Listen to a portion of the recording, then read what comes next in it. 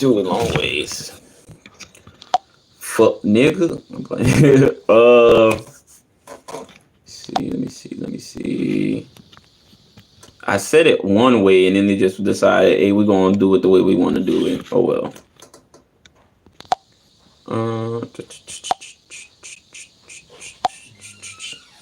All right, right now we just gonna just get straight to it. I'm hiding the chat right now, and then if there's anything in the chat or whatever like that to talk about, then I'll hit on it. Maybe after every subject we'll look at the chat. I don't know. It depends. But what up? 1 second.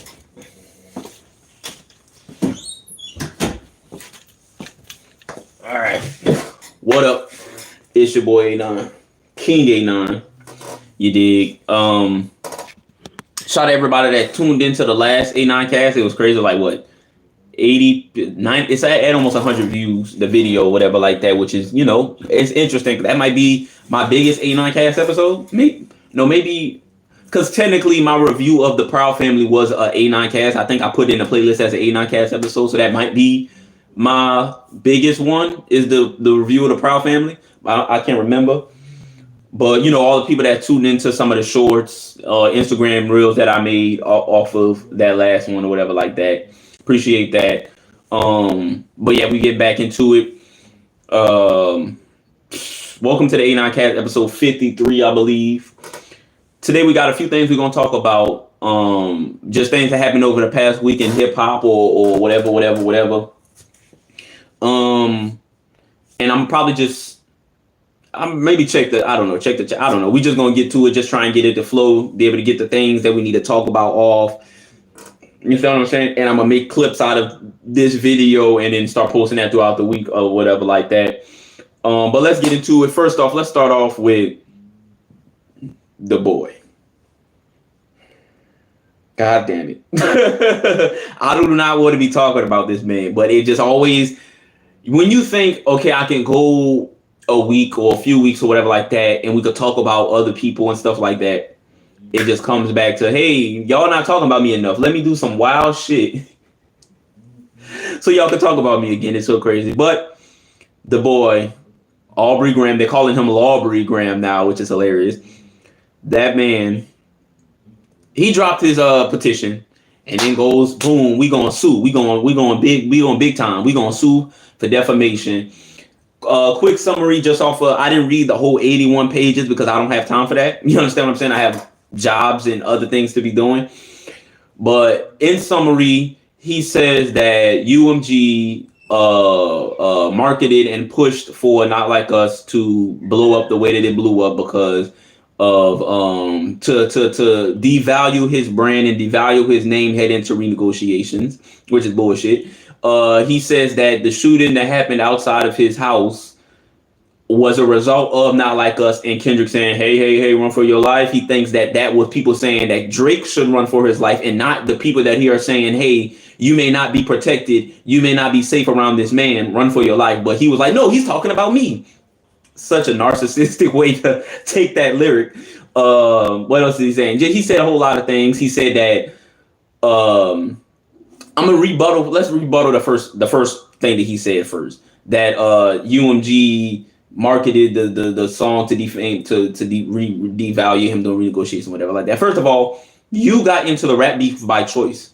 If you felt in any way, which I'm sure he didn't feel, there's no way I can lose against Kendrick Lamar. There's no way in the world I can lose against him and it could ruin my reputation. There's no way. So he jumped into it. But if you did not want to have your reputation ruined and your brand be devalued, you could have just been like, nah, I'm cool. You could have that over there and it could just be that. Problem solved. If you never entered into the thing and was dancing around drop, where you at? Y'all ain't got nothing. Well, damn. If you wasn't doing that, maybe you wouldn't have risked the possibility of losing the battle and having your reputation ruined. You understand what I'm saying? Also, the week before the shooting happened outside of Drake's house, there was a shooting that happened outside of The Weeknd's manager's house. Not saying that that's connected, but rumors is that that's connected. So trying to say that a song had something to do with that, I don't know. I felt like this is kind of a reach. And then he starts naming multiple black YouTubers, hip hop media, hip hop personalities, whatever like that, and saying that they were a part of this scheme of defamation and that they whitelisted the song and paid these artists, paid these streamers and these YouTubers money to react to songs, even though these YouTubers and streamers' job is to react to anything and everything possible. It's just weird. It's just a lot of reaching and a lot of just pulling at straws and trying to turn things. He's also said, which my brain still can't process what the fuck this means. He's saying that the head of Interscope and the head of Republic are battling to try and take Lucian Grange's spot. So they put this scheme together to show that they can make big stars that aren't, I don't know. It's so weird. But my biggest issue is if you're basing this case, basing this lawsuit off of my brand and my reputation has been tarnished by this, then you're ignoring your own actions. And it all comes down to accountability. It always comes down to accountability. You're ignoring the fact that some of the allegations that were thrown your way have a leg to stand on. They may not be 100% facts, but if someone wanted to, they can say, hey, you did do this and you did do that and you did say this and you did say that. So maybe with your allegations towards Kendrick, there's not much to where you can be like, oh, he did do this, so it is possible that he put his hands on his wife. Like, you know what I'm saying? Like, you're just ignoring the accountability and the things that you've done that could possibly do that. I feel like if Drake would have just chilled and just moved on, which is a big thing too, moved on after Not Like Us, moved on after Heart Part 6, the first one, I think everything would have been just fine. But when you go to basketball games, mean mugging people, when you're blowing petitions, when you're going on rants on stage, when you're playing Me, Myself, and I, when you're doing certain things, it make people look at you a certain way. And the fact that you don't realize that yet, and we're about to reach a full year since this whole thing started, is just, I don't know. I just don't understand the mindset. You understand what I'm saying? Is really just having a lack of accountability on your part of what you are doing to ruin your own reputation. I think a lot of people were ready to move on after Not Like Us. A lot of people was like, all right, this is done. Let's move on. Kendrick seemed like he wanted to move on. You're the only one that's still trying. You and your supporters, your fans, are the only ones that still want to. Well, Kendrick's fans too still be trying to see Kendrick is like, I get it, whatever. But if everybody just moved on, it wouldn't have gotten this far. You understand what I'm saying? And that's kind of been the biggest issue is people don't seem to want to move on. Specifically, you don't want to seem to move on with your life. And I understand with your upbringing, this might have been the most struggle you've ever been through in your entire life. I understand. But bro, move on. The world doesn't revolve around you. And it's also a main character syndrome is also a big part of it too. You feel like you are the most important thing to everybody. So everybody should feel a way about when things aren't going your way. Everybody should feel sorry for you. And I personally don't. I don't know you. I don't care. And you deserve it because you've been dissing people for years, defaming people for years, saying things about you. You said that Metro Boomin's woman cheated on him, slept with him with somebody. You done said that Serena's man is a lame. You done said this and that about Rihanna, this and that about A$AP Rocky, this and that about Rick Ross, this and that about this person and that person. You've been defaming people for years, and people have just been like, it is what it is. But when someone says something about you, it's lawsuit time. It's just crazy to me. Let me see. What's up, Coney? My bad. I'm trying to just get my words off, and then check the chat every now and then, just because I don't want to. When I'm getting clips out of this, I don't want my replies to be mixed in, because some of the clips that I made, I'm gonna make some. I swear, some of y'all just come in here and just say the wildest shit and then leave. But some of the clips that I made, some of my replies to certain messages were getting mixed into that. So I want to, be able to get my shit off and then check what y'all saying or whatever like that. But Yeah, you do this Fighting Irish freestyle. You're insinuating and doing private DMs with people saying things about LeBron, which is defamation. Like, you can't be suing your label for defamation while also defaming somebody, saying I could potentially ruin your squeaky clean image, and you might have done this and that, and we did a bunch of switches and all this stuff like that. Like, you can't be subliminally trying to defame someone, then sue a company, your company, not your company, but sue your label for defamation. You look crazy, bro.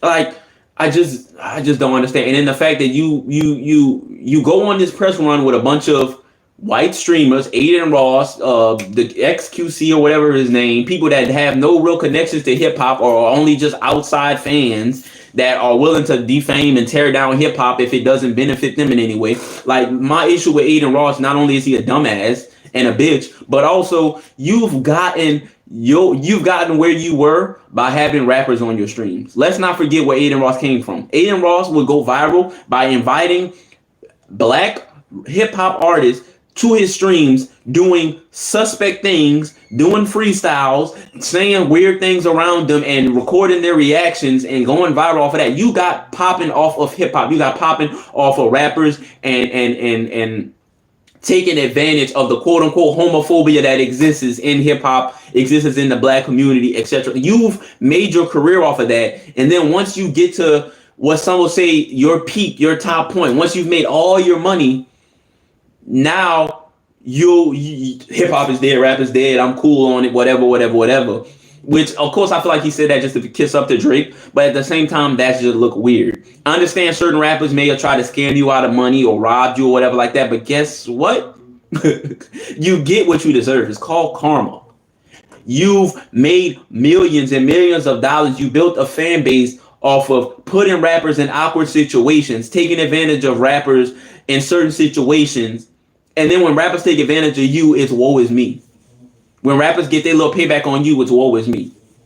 Like, that's why I don't really fuck with Aiden Ross, because I watched, like, I never tuned into his streams, but I watched certain clips of him and watch how he maneuvered through hip hop as just this dude that does certain things to trigger the people that he's around, majority black men, and then all of a sudden he changed and started. What is that dude's fucking name? Andrew Tate. I've been wondering what this man's name was for days. I was talking to my partner about him, and I didn't remember his name. Andrew Tate. You swapped sides and wound up being a huge supporter of Andrew Tate and started to distance yourself more and more away from black people. To now, I just don't rock with that. You understand what I'm saying? But you tear Drake in your defamation lawsuit. You name all these black content creators and say, oh, they were a part of this, and they UMG paid them to speak favorably about him and talk bad against me, even though UMG did the exact same thing for Kendrick that they did to you, but you don't want to say that because that doesn't make your case look good. You understand what I'm saying? But oh my gosh.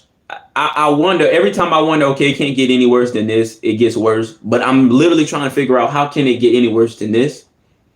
But somehow he's going to do it. He's going to find a way. I don't know what he's going to do, but he's going to find a way to just make things so much worse. But let's move on to the next subject. Jello Ball, D'Angelo Ball, he created the song. It went viral a few weeks ago. I haven't heard it as much in the past couple weeks. Not weeks, like maybe the past week or whatever. I've heard it every now and then. You understand what I'm saying? But I haven't heard it as much. But a few weeks ago, what's the name of the song? Tweaker started going viral. The song blew up. He was on a stream with Neon. Did I talk about this on the last? I don't think I did. Neon. He previewed the song. Certain people at first there was a narrative. Oh, he already dropped the worst song of 2025, and then it started going to no, this song kind of fire. Which the song is cool. You understand what I'm saying? I'm from New Orleans. So I'm familiar with the sound. I don't know. I have an issue with certain people not being from here, but using our sound to make hit records. Like, that's kind of, I once again have to talk about him. When The Night for What for Drake, it's a cool song, but I don't like in general people not from New Orleans making hit songs off of bounce music without having New Orleans artists on the song or make it any, you know what I'm saying? But it is what it is. But yeah, the song blew up, whatever. And then it came out that he signed a deal for $13 million with Def Jam / Universal. First of all, I didn't know Def Jam was still a thing. I think Def Jam is a media company now. Like it's still a thing, but it's more of a media type thing. So their main thing is like promotion and media and stuff like that. So it comes out LiAngelo Ball signs a $13 million deal with $18 million guaranteed, which I can't think of the last time I've heard of a guaranteed record deal contract. You understand what I'm saying? But $13 million deal, $8 million guaranteed off of one song. Off of one song. Right? And the song, I think from last time I heard, it was at 15 million. It might be over 20 million or whatever like that. But if you break down the numbers, a million streams is about $4,000. So 15 times 4, that is 60 grand. You know what I'm saying? Oh, why did I say 15? 20 times 4 is about 80 grand. Wait. 20 times, yeah, 80 grand. So the label paid $13 million and may only get about 80 grand if you add like all the other publishing and this and that, song trust, mixing that all together. They at most they're going to make about $200,000 off that song from where it is right now. So for them to sign a $13 million record deal for a song that may only generate $250,000, you know what I'm saying? If it keeps growing or whatever like that, of course it's going to generate more, but they're not going to see that $13 million back off of just one song. So it's weird to me that they signed him for $13 million when he hasn't even made $13 million off the song. So my brain instantly goes to, oh, this was a rollout for the deal. He signed it. I don't know if this is true. This is just my brain working how it's working. I think LiAngelo Ball signed this deal with Def Jam before this song blew up. I think personally, he signed this deal for $13 million and a portion of that $13 million went to marketing this song, and he has maybe an album or other songs coming after this that go into that deal. Because you have to prove, for the most part, with businesses and investors, because labels are just people giving you a loan, you have to prove that you can generate this amount of money before you get this amount of money. Unless they see the potential in making that money back off of unproven things, which is a dumb business decision. But to be honest, labels don't make smart business decisions, but it falls back on the artist all the time. But yeah, they're not guaranteed to make $13 million off of that Tweaker song. So the fact that they signed him for $13 million, I feel personally, my theory is he signed that deal before, and this was the rollout. Because not only did the announcement come out, but also he gets full ownership and he gets full control of his label. Sounds like a licensing deal or maybe a publishing deal that he signed to where they're able to license and publish that song and spread it around and they keep a percentage of that. But full ownership of your music. If you're going to keep full ownership of your music and full ownership of your label, why not just stay independent? You understand what I'm saying? That's just my mindset. If it's already a hit song beforehand, it's already a hit song. I think it debuted at number 29 on Billboard. Why do you need to sign to a label? That makes no sense to me. As an artist, as an independent artist, if I were to drop a song and it gets 20 million streams and it hits number 1 on Billboard and I did that on my own merit, I'm not signing to a label because I've proven that I can crack through the ceiling without a label. You understand what I'm saying? Unless you were on the label the entire time and they just needed a way to roll it out. You understand what I'm saying? And even the 8 million guaranteed is weird. You understand what I'm saying? Because they're not going to make 8 million off that song. But I think they have more songs on the way, because you have to have certain networks to get to Neon. Neon is a pretty big streamer. You have to have certain networks to be able to have your music played at basketball games. You understand what I'm saying? Like certain things that the song was doing outside of just being viral on the internet.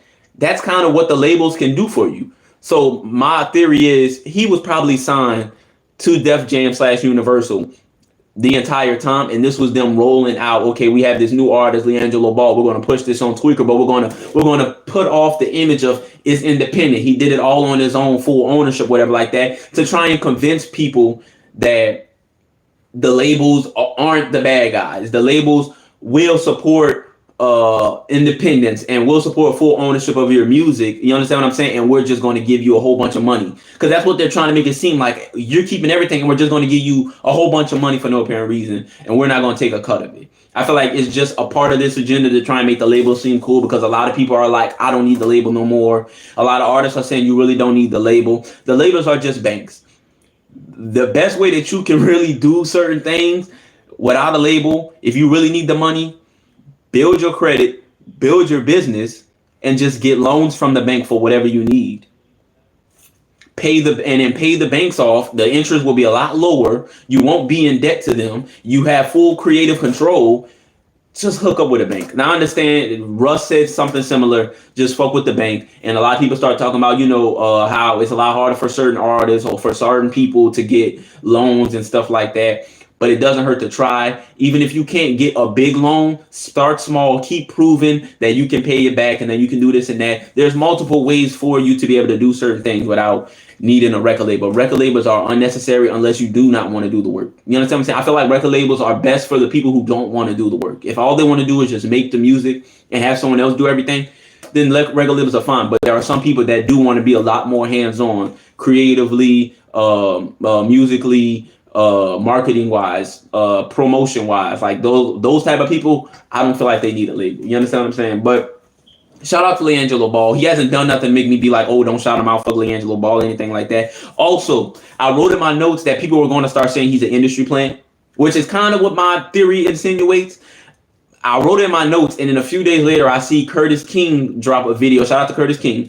Curtis King dropped a video where he's talking about how LiAngelo Ball being an industry plant has been exposed and how suspicious everything was. And now people on TikTok are saying that, and they have some dudes say that he was the one that got this person to produce the song and this person to put it on radio and this person to do this and this and that. I put it in my notes as soon as the announcement dropped the record. I was like, okay, I need to talk about this on 89 Cast because I know people are going to start talking about the industry plant stuff real soon. And boom, they start talking about the industry plant stuff. But still, shout out to LiAngelo Ball. You understand what I'm saying? Shout out to LeVar Ball, Lonzo Ball, the Ball people. I really like just the structure of how they move. The fact that a dad supported his kids and all his kids have become successful thanks to that support. People thought he was crazy. People thought that he was whatever. But it worked out in the end. You know what I'm saying? And we do need more dads like that in our community, dads that are gonna go to bat for their children and support them and put everything on the line, their reputation and whatever like that on the line to make sure that their kids are successful. And you can't get mad at that unless you want to be mad at whatever the fuck you want to be mad at. But there's bigger issues in the world than LeVar Ball supporting his children. You understand what I'm saying? Let's see what's going on. All right. Next subject. We have, okay, this is the main focus. I won't say the main focus, but something I want to talk about. I've been seeing this a lot. I've been seeing this for a minute, but I feel like now is my time to talk about it. You know what I'm saying? This discussion of streamers being the new rappers. And I feel like this discussion gets a lot deeper than just a yes or no, because it's not all streamers the new rappers. It's why do kids, because streamers are definitely not the new rappers. Rappers are musicians. You understand what I'm saying? Rappers are musicians. And I kind of start my argument with that is like, why is it so hard for rappers or hip hop artists to be taken seriously as musicians still to this day? After all that rappers and hip hop artists have done, all the influence that they've made musically, the great music, the great albums, all stuff like that, why is it still so hard for people to look at them as musicians? Because I feel this argument of streamers are the new rappers is kind of an attack on the art of hip hop, the art of music, because you don't hear people saying, streamers are the new singers, are the new artists, you know what I'm saying, are the new R&B singers, are the new pop stars, are the new this and that. It's specifically the new rappers. And I feel like that's just really weird. And I feel it's a little insulting to kind of compare somebody doing kind of like what I'm doing, sitting down talking, even though I am a rapper. And some streamers are rappers.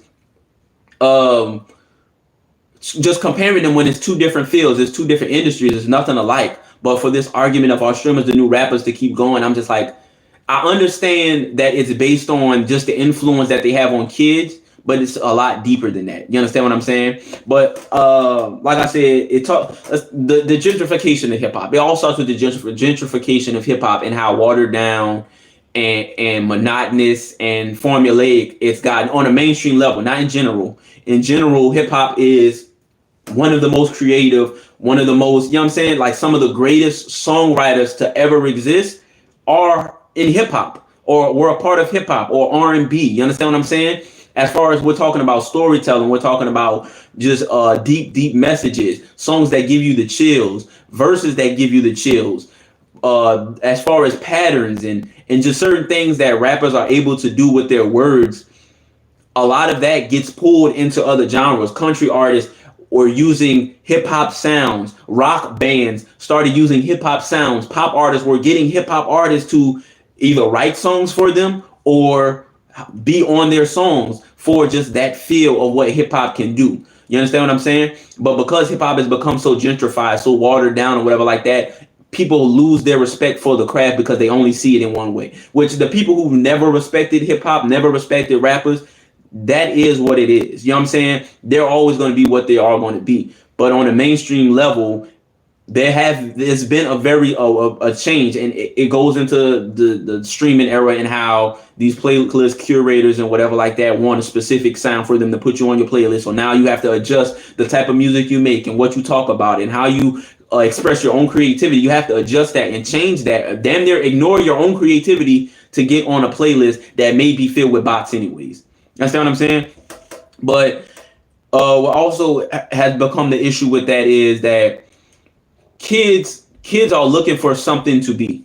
Kids are looking for someone to be. They want to feel a connection to somebody. Me as a kid, I won't say I looked up to rappers, but like musically, yeah, certain rappers, I was like, I want to, you know what I'm saying? I want to make a song like this. I want to be like this. I want to be like that. Rappers, in a sense, the same with basketball players, the same with football players. They were put in this group of like, you guys are the role models of the youth. The youth look up to you guys, so you need to set up an example. But with the gentrification, the hip hop has come pushing a lot of ideas and a lot of just activity and stuff like that that kids should not be looking up to. So kids have a brain, and that's another issue. Is for some reason we like to talk about kids and talk to kids like they don't have the a brain. They can't decide for themselves. And a lot of kids coming up, they're a lot smarter than maybe we were coming up or our parents were coming up because they have so much information accessible to their fingertips. You understand what I'm saying? So kids are a lot smarter. They're able to of course they are prone to the propaganda and these agenda pushes and stuff like that, like everyone else, but they're able to differentiate and know the things that they want to support and the things they don't want to support, just like us as adults. You understand what I'm saying? And because of that, kids can see, damn, why would I look up to this rapper if he's a junkie? Why would I look up to this rapper if he's in and out of jail? If he's unaliver, I guess, I don't know. Why would I look up to this rapper if he's not a good person? You understand what I'm saying? These kids are looking at these rappers and these artists, and I'm not talking about all rappers in general. I'm just talking about the rappers that we get put in the mainstream. You understand what I'm saying? There are a lot of kids coming up that don't like hip hop. I've seen a lot of people say like, I'm a hip hop head, but my kids don't like hip hop because they don't like the way they talk about women. They don't like this. They don't like that. A lot of kids are growing up and seeing these rappers are doing certain things, getting in certain situations. They're like, that makes no sense. Why would I want to do that? Why would I look up to somebody that does that? Why would I want to like a Tory Lane? Why would he did this to this person? Why would I want to be like that? Some of these kids, not saying all these kids, but some of these kids are looking at that and like, why would I want to be that? And then they look at a Kai Cenat and he's chilling in his room playing video games, dancing around, having fun, being himself, and making a lot of money. They're looking at I Show Speed. He's traveling the world, meeting people, meeting his favorite people, being himself, having fun, making a lot of money. That's who they want to be. They want to be able to be like, I can be myself. I can meet my idols. I can travel the world. I can make a living and not have to worry about going to jail, not have to worry about this, not have to worry about that, not have to worry about the things that a lot of these rappers are showing me. They're not just good role models. You know what I'm saying? And I feel like that is the deeper discussion that maybe people not having because they just want to shit on rappers because it's cool to shit on rappers right now. But I think that's why rappers are the streamers are the new rappers. I don't think in the art of hip hop and the art of rap or whatever like that, streamers and rappers are totally two different things. But when we go down to what the rappers represented, what they were supposed to be for the youth, just like a basketball player, just like a football player, a soccer player, rappers were in that category of we look up to you. Even in the hood back in the day, the quote unquote drug dealer was the person that aspired to be until the drug dealer started going to jail. Now the rappers are on TV. The rappers are performing in front of all these crowds. The rappers are this and that. They look cool. They dress cool. They talk cool.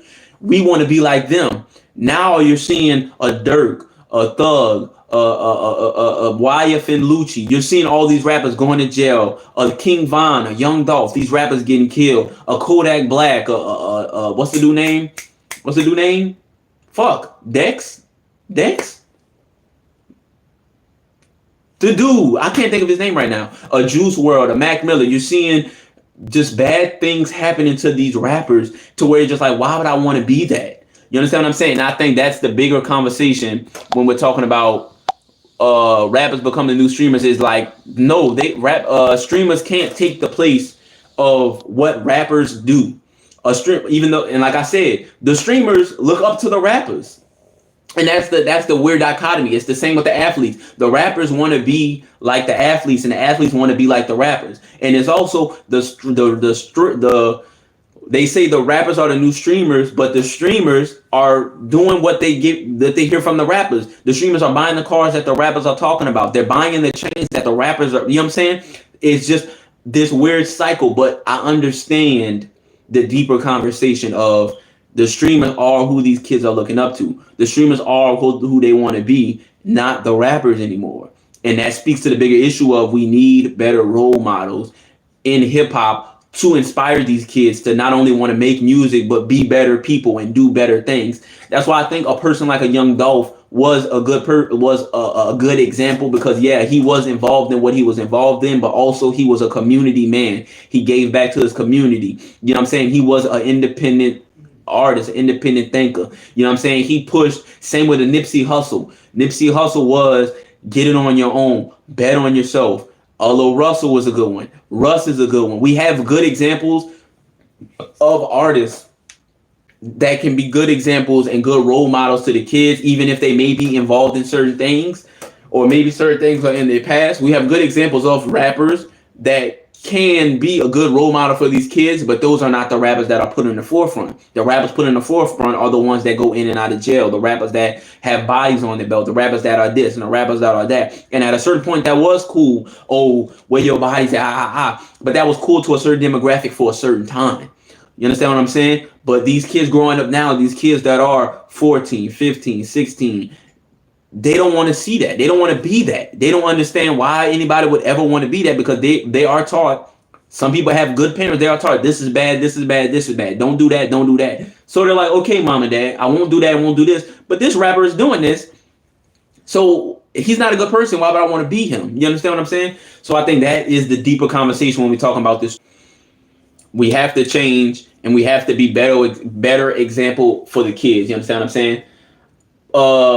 And the final topic before we get out of here, TikTok. I put TikTok takes a nap because so many people were going insane over TikTok going away. I seen people crying, people having mental breakdowns. Somebody told me at my job yesterday, I was off, but they said, man, you should have been here yesterday. These girls was going crazy when they heard TikTok. They were falling on the floor. They were screaming out their lungs. They were this and that because TikTok was going away, just for TikTok to come back the very next day. I put TikTok takes a nap because it was like TikTok was going at 10 o'clock Saturday night, and then it came back 10 o'clock that next morning. And I'm just like, it just took a nap.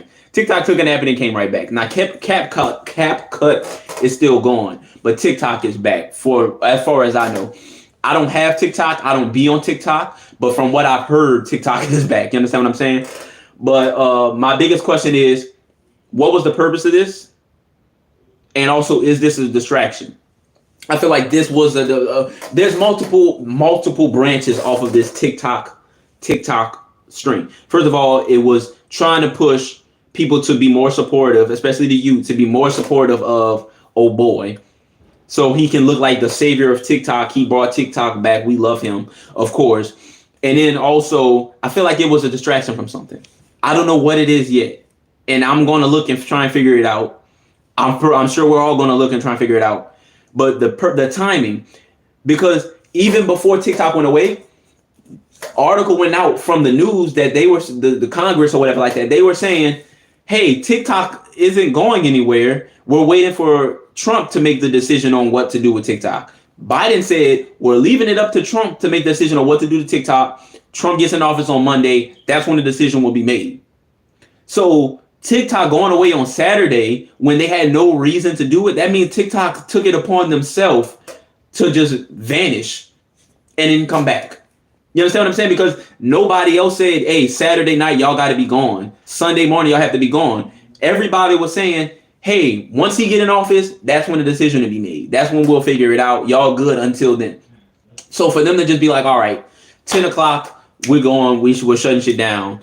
I feel like that was supposed to cause a distraction. That was supposed to cause people to focus on, okay, TikTok's going, CapCut's going, we have to go crazy, we have to post videos, we have to post reels, we don't know what to do. Oh my gosh, mass hysteria. I don't know what it was besides the propaganda and being able to push and be like, hey, yeah, we love you, thank you for bringing TikTok back. That's on a separate note. Something happened Saturday, and I don't know what it is, but I'm gonna figure it out. You understand what I'm saying? Because that's just very weird for it to go down like that, be gone for a certain amount of time and then just come right back and be like, oh yeah, thank you, Trump, for like something happened. I don't know what it is. I don't know what it was, but I'm gonna figure it out. I'm gonna keep my eye on it. But that's it for me. That's all I wanted to talk about for the past week. You understand what I'm saying? Shout out to everybody. Everybody that's not dumbass, you know what I'm saying? Because I'm not shouting y'all out. Y'all are annoying. And y'all somehow have taken over the internet. Y'all have the biggest voices on the internet. The biggest voice on the internet are a bunch of dumbasses. And that's why I brought the 89 cats back. You understand what I'm saying?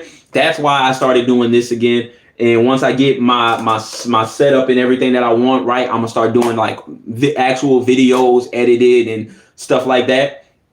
But for right now, going on stream, you know, just getting my shit off and then making clips and posting them all over, whatever like that. That's what I'm doing for now. And then eventually we're going to start doing actual videos or whatever like that.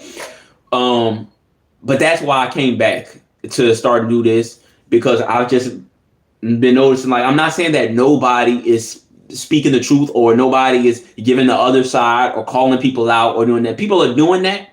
But I feel like it's way more dumbasses, way more idiots talking. And I'm like, you know what? I got smoke with all y'all and I'm coming for all y'all. Let me give my opinion. Let me just give an alternate perspective. Let me just, you know what I'm saying? Just give my thoughts on a certain situation or break some news or give y'all information or whatever like that. Because, and then also, like I said, my partner Stoney said, hey, bro, you got to start doing that again, bro. So, you know what I'm saying? That's the reason why I came back and started doing this again. It's just like, we need more voices that are kind of like not fucking idiots. We need more voices that don't just, and I'm not even going to say they're all dumbasses. They're liars. We have a lot of people lying on the internet for no apparent reason other than attention. You know what I'm saying? And I'm just like, okay, can I give the truth? We need some people that's going to speak the truth or speak the other side or, you know what I'm saying, do certain things like that. That's why I came back. It's just like, especially 2024, there's a lot of people just making up stuff, lying, manipulating their audiences, weaponizing their audiences, and just like, you know what? Enough is enough. I'm coming from the perspective of, I don't know none of y'all. I don't care to know none of y'all. So I'm going to just say, like, I don't have, because a lot of people do that to save relationships, to save potential career opportunities. And yeah, I understand. But there's a such thing called integrity. And a lot of people don't have that nowadays. I just saw Snoop Dogg doing what Snoop Dogg did, and I'm just like, oh my gosh, what is going on? So I'm just coming from a place of just, hey, I stand on certain things, I believe certain things, and also there's also another side to a story. Can we focus on that? Or hey, maybe there's deeper things to this. Let's have this conversation. Like, it's all about just having a conversation versus this is what it is and I'm right and I want to hear. No, I want to start conversations of maybe the possible other side. If you disagree with my stance or if you disagree with my side of the conversation, you have all the right, but let's have a conversation. Let's not just point fingers and do dog whistling and say mean things. Even though I will say some mean things, I will call you a dumbass. I will call you an idiot. I will say that you're fucking stupid. Like, I'm going to say what I'm going to say. But at the end of the day, it's all about having a conversation, having another voice. You know what I'm saying? I know people say, oh, the last thing we need is more voices. No, the last thing we need is more stupid voices. That's why people keep saying, oh, too many podcasts, too many people speaking their opinions, because there's so many people saying fucking stupid shit. There's too many people lying, and that's why people are having issues with too many podcasts. So we need more people that are coming out and kind of speaking the truth, or telling the truth, or admitting, hey, I don't know anything about the subject, so I'm not going to talk about this. You understand what I'm saying? We need more people like that to kind of come out. We need more people that are more sympathetic to human life, more sympathetic to the human struggle, that understands the human struggle a little more, because there's a lot of people that are disconnected from everyday people that have the biggest voices. So they say and do certain things without understanding the effects that it has on the everyday person. You understand what I'm saying? And hopefully I don't become, I know who I am deep inside, but I doubt that I will ever become that type of person where I'm just like, oh yeah, I'm speaking from all my privileges and this and that. I have no privileges. Right now, I have no privileges. You understand what I'm saying? So besides being a man in America, but that's as far as it goes, and being light skinned, I guess. But I don't have many privileges to speak from, and a lot of people come from the perspective of I'm rich, I'm successful, and I have an audience, so I can speak from the privilege of not being able to connect to the regular person and just assuming things about regular people without actually having to talk to regular people. You understand what I'm saying? So that's kind of the perspective that I'm coming from. It's just I'm just a regular everyday person, an inspiring rapper. Of course, I am a rapper. I am a musician. I'm an artist, rapper, producer, songwriter, whatever you want to call me. I am that. But besides that, I'm just a regular person. A lot of rappers and musicians and artists are just regular people. You understand what I'm saying? But they kind of lose themselves when it comes to the money and the fame or whatever like that. And I just do what I do because I love what I do. I love making music. I love rapping. I love making beats. I love to sit in front of the camera and just josing and just talking about shit. I have my Twitch. My power's been out in my room for like the past week or whatever like that, so I haven't been able to stream on Twitch. You understand what I'm saying? But it's gonna come back soon. Once I've been working so much, so we haven't had the chance to have somebody come in and fix the electricity in my room. So that's been like the biggest issue. But once I get all that up, then we really gonna get to rocking and rolling. I'm gonna try and get some more equipment. I want to get another phone. I want to get another laptop. I want to get a lot of other things to kind of grow everything. I have King 89. Oh, I forgot to promote King 89 Music.shop. You understand what I'm saying? All my recent projects are available there for 50 cents a song. You understand what I'm saying? For the full project, it will be whatever amount of songs on the project divided by 2. So my last project had 7 songs. So buying the full project will be $3.50. You understand what I'm saying? I'm gonna start adding merch. I do have one shirt up there. I have an idea for another shirt. So I'm gonna try and, what's the word? Maneuver around to find somebody to design my idea for my next shirt to put up on the website. I haven't actually officially announced that my store is open. It's open, but I haven't officially announced it on Instagram. So some people don't even know it's there besides me and the people that watch my streams, and some of my friends know it's there because I've still been putting some work on it. I want to add more things to it. My goal for 2025 is to just drop strictly on my platform, strictly on my website, and build my audience there. You understand what I'm saying? That's my main goal. That's my main idea for 2025, and build my audience and build my fan base there, and kind of stay away from streaming because streaming fucks you over. I still have music over there. My projects from last year and all that is still over there. But my main goal is to focus more on King89music.shop. You understand what I'm saying? So I'm going to be putting a lot of my new singles, a lot of my new projects on there, and I will be promoting it like it's on streaming, but I will make sure, hey, the song is only available on King89music.shop. I want to try and build that and focus on that. That's my main focus. I also want to focus on getting shows and getting bookings or whatever like that. So if anybody knows a way for me to get in touch with a booking agent or a website that I can go to, besides like Afton, but like a website I can go to where I can connect with somebody that can get me booked for shows or help me with that whole situation, I really want to do that too. But that's it for me. I'm out. Everybody have a blessed day. Happy Monday. You understand what I'm saying? Stay off the internet as much as possible, but also be informed as much as possible too. Internet is a terrible place, but it's a wonderful place. Just, you know what I'm saying? Protect yourself at all times. That's the best thing I have to say. Protect yourself mentally, protect yourself spiritually, protect yourself physically at all times. The world is crazy. That's it for me. I'm out. Too sweet. Deuces.